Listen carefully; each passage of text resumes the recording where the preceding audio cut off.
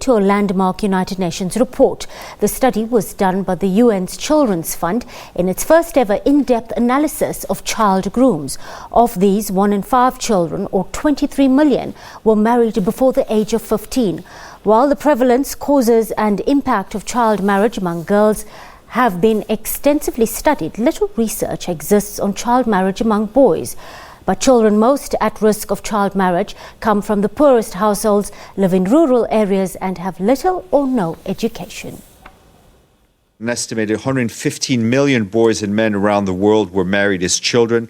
In the first in-depth analysis of child grooms, UNICEF said that 23 million boys were married before the age of 15. According to data, the Central African Republic had the highest prevalence of child marriage, followed by Nicaragua and Madagascar.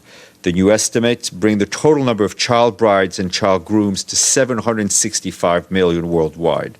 Girls remain disproportionately affected, with 1 in 5 young women aged 20 to 24 married before their 18th birthday, comparing to 1 in 30 for men. Well, to speak about the psychological ramifications for early marriage when it comes to boy children specifically, we're joined in studio by counselling psychologist, that's Jeremy Bayer. Good afternoon, Jeremy, and thank you so much for sharing your time with us on the weekend, right here on the SABC News Desk. Thank you. Well, for the very first time, we have attention on boy children when it comes to early marriages in these circumstances. How would a boy child digest news that he's about to marry at such a tender age? Listen, it's different for each boy, of course. Yes, and of course there's a host of cultural dynamics that we have to take into account. Yes, there's many dynamics to take into account. Cultural dynamics, history of trauma for the boy, level of support for the boy from various people, whether it's other members of the family. And then, of course, coping with change. How do these boys cope with change, which is a tough psychological process to go through as well. So the common instinct with boys, or the way boys are taught, is you can't show emotion, you mustn't show weakness, and your job as the boy is to be the breadwinner. Yes. Problem is, when you're that young, you're still a boy, and you still have the mind of a child. So whether you like it or not, it's a tough thing for a child to go through. And if there are symptoms or challenges, you won't hear it verbally, but it might come out in physical ways, or things like irritability, sort of aggressive outbursts, or just social withdrawal, not knowing how to deal with it or not processing the emotion. So you just keep it in instead of talking about it. That is a risk. Yes, it is essentially, it feels, one gets a sense that this is really, it becomes stealing a childhood from somebody. Why is it necessary in our human development and healthy relations with others that everybody enjoy a safe, healthy, happy childhood?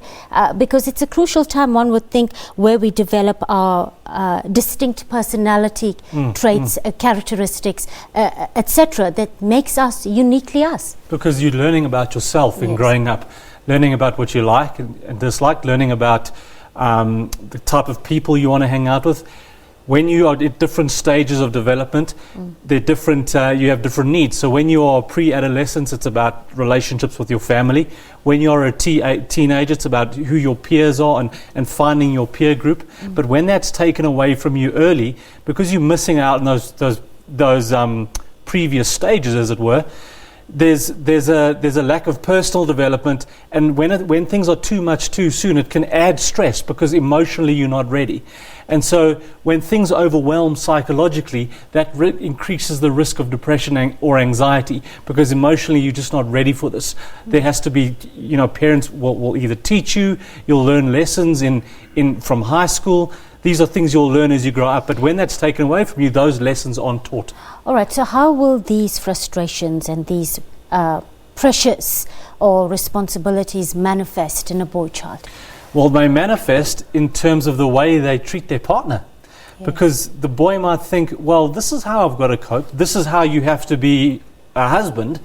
And in order for me to cope, my partner's just got to do what they've got to do. And so you might, again, see some hostility, not knowing how to cope, aggression, or just a survival of the fittest mentality, maybe even stealing to get what you need, resorting to even criminal activity, because, well, in order for me to survive, how have I got to put bread on the table? That's the risk, because there's a lack of knowledge of How do I make money? How do I feed myself? How do I go about a Monday to Friday? There's no knowledge there.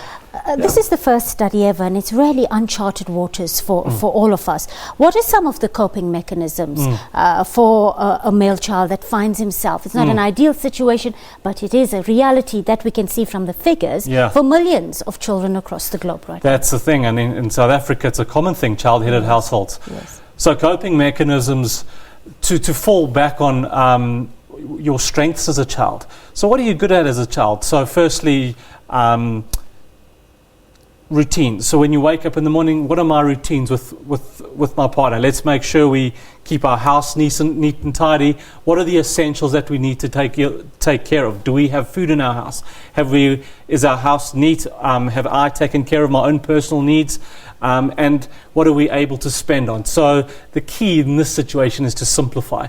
When you're highly anxious, simplify. And that's what my suggestion would be to these children.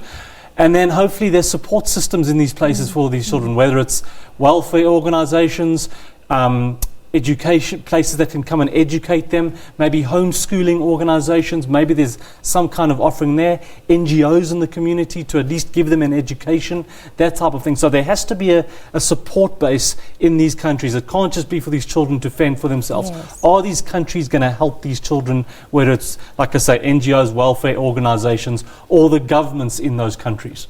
Jeremy Bayer, our counselling psychologist, joining us on the desk this afternoon. Thank you so much for sharing your invaluable insights with us right here on the SABC News Desk. Thanks. Time to take a short break. I'll be back with more sports news after this.